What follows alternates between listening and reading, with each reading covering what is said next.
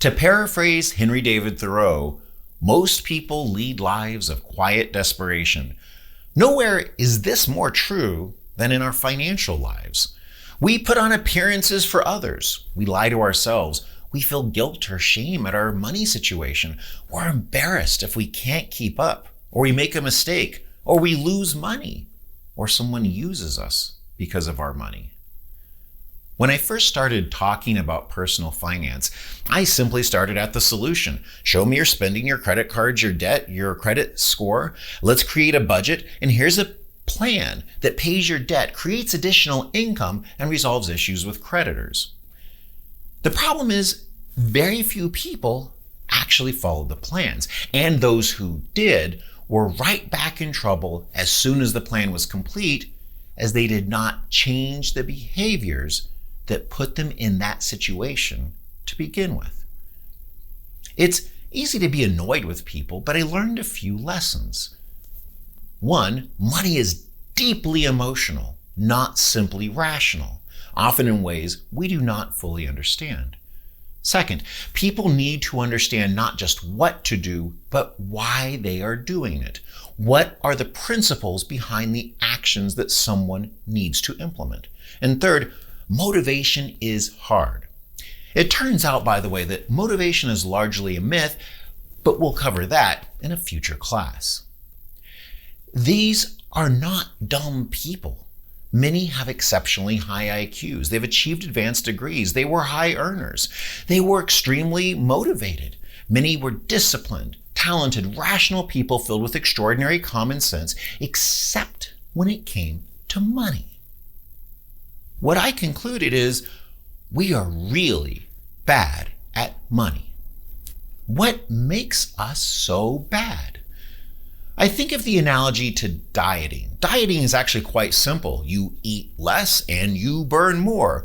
You're trying to get the spread between calories as high as possible in the right direction. Financial health is the same thing. It's just the opposite. You burn less, spend less, and you intake more income. But almost all diets fail, and we usually end up blaming ourselves. Habits are hard to create. Spending habits and stories about money are ingrained in us for a lifetime, and it's hard to just flip a switch. The issue, it turns out, is our brains. Evolutionarily, we are not programmed to make optimal economic decisions. We were not wired for a surplus of calories or consumer credit and easy debt. We often fail to act in our best interests, and we are easy to manipulate by others because of the way we act around money and finances.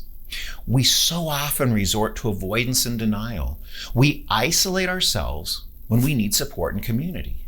We feel shame and guilt when we should feel empowered by our achievements. And those who have it the hardest have the hardest time getting out of the hole. The bottom line is one cannot teach wealth, financial literacy, or even achieving happiness in life without discussing how our brain changes around money. We literally spend tens of thousands of hours working for our money, but almost no time learning how to manage it, invest it, use it, and protect it. So, why are we so bad at money? This class provides 15 reasons why we are bad at money, and will give you 15 strategies and tactics for what to do about it. For many, simply being able to identify the reasons coupled with good habit systems and support is going to be enough. For others, though, the issues are deeply chronic, in some cases to the point of requiring professional help, such as serious addictions to gambling, spending, drugs, or anything which ruins and sabotages our financial health. Regardless of where you are, you need to know you're not alone. Almost everyone has been in money trouble at some point in their lives. Before we dig into the 15 reasons why we're bad at money, just a few points. First, it is easy to blame someone for their situation. They're weak. It's their fault. You have to take responsibility for your actions. Well, that's true in one sense. The world doesn't care about you. And if you don't care about your situation, odds are no one else is going to. Unless, of course, they can take your money from you. But it's more complicated than that. We are all against multiple sophisticated industries that feast and make trillions of dollars of profits every single year from taking advantage of our weaknesses, fears, vanity, shame, pride, our need for immediate gratification, and our appalling addiction to debt. Next, you may feel you don't need to know anything from this class. David, just tell me how to become wealthy and invest. Well, you can skip straight to the next class where those questions are addressed, but I beg of you, watch this class first. Even if you do not need this class, and you might, almost everyone around you will. Everyone struggles with money at some point, and you will have friends and family and co-workers and children and parents who could benefit greatly from the knowledge that I'm about to share with you. Finally, I don't expect to make everyone an optimized, perfectly mathematical investor with an ideal strategy.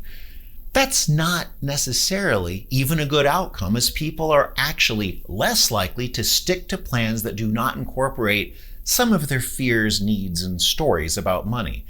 It's actually better to have a B+ plan that you do than an A+ plan that sits on the shelf unused or goes abandoned after a few months. Understand yourself and others. Be kind to yourself and others, and make reasonable decisions that help you get to your goals, whatever they are. With that, let's turn to the 15 reasons why we are bad at money.